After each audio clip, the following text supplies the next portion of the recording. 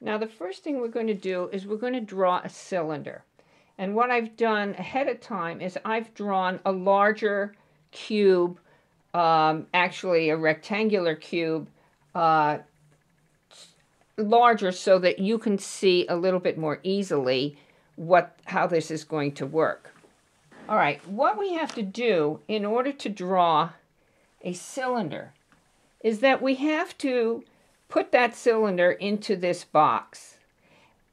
And as we talked about in class, the way to put a cylinder into this box is to find the midway point on each one of these lines.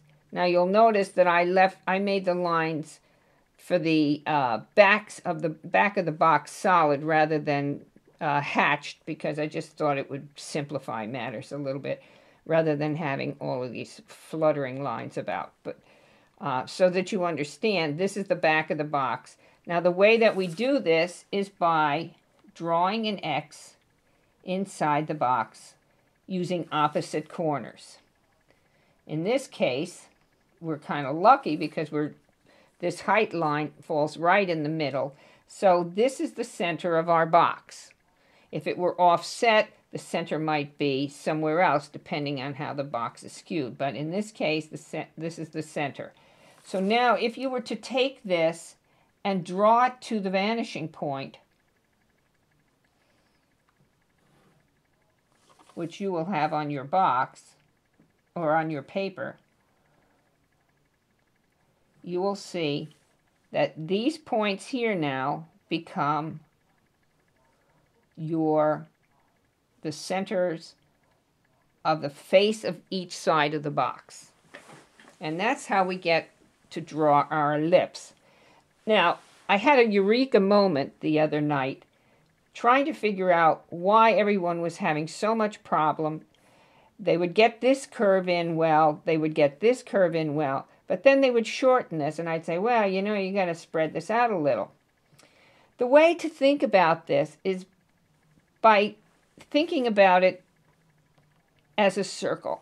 If we were to draw a square box, and I'm hoping you can see this, okay, and we were to divide this in quarters, which would essentially give us the halfway points that I was talking about in this box, which is really, in reality, a square. It's just that we're looking at it in perspective.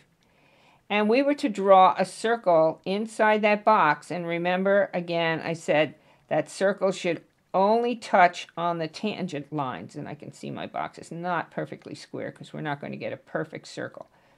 But the theory is correct. All right, so because that's the case of fitting a circle into a square box, we have to do the same here.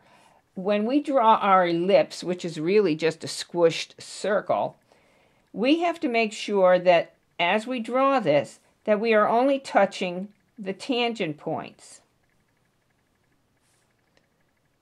to draw that curve. Now, we seem to be able to get the front and the back, but what dawned on me, and I was like, yes, this is the way to explain this, is that this amount of space here, you have to think of it like a piece of wire. So when you squish it, you have to have the same kind of distance. If we cut this off here, this distance from here to here, if we made it short, would not be the same as this distance from here to here. So what we need to do is we need to think about this as this length going out this far, and then this length doing exactly the same thing. And then that gives you a better idea of the way this ellipse is supposed to look. So this length, if you think about it, should be almost the same length as we have here, and the same is true here. But what you need to do is just curve this a little bit, But you can see how that now gives you the correct look and fit for this box. Think about this distance here having to be very close to this distance here when you're drawing it. And that'll make you bring that curve out a little deeper than what most of you have been doing, which is to cut it off here. Trying to make it a circle. But it really is a circle now. It's a squished circle. So now that you have that information, you can, because it's a height, is bring it up and bring it up parallel to the picture plane. And where this corner and this corner intersect, that's going to tell you how far out to bring that ellipse. And you can see this is going to be much narrower because there's not a whole lot of room in here in order to get this ellipse in here. And if you want to actually do it the way it should be done, is you've got to find the center point, which we could do just by drawing this line straight up, and that'll give you the center point here. This will give you the center point here. So you know that that ellipse does this, okay? From here to here. That's your other center point. So your curve starts here and comes up. So the wide part of the ellipse stops here at the tangent point and then stretches way out to this point here.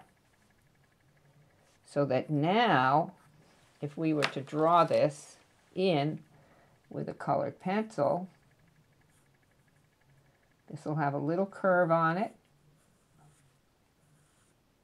a bend. Let's think of it as a bend. This goes to this center point, stretches out,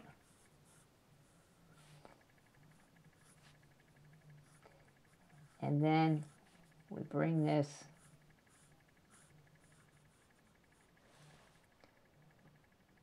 draw the vertical for that side. Draw the vertical for this side, and then fill in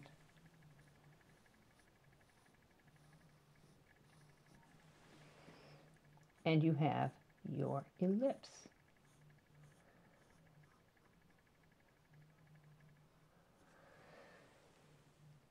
Piece of cake, now that you know how to do it. Next we'll do a cone shape.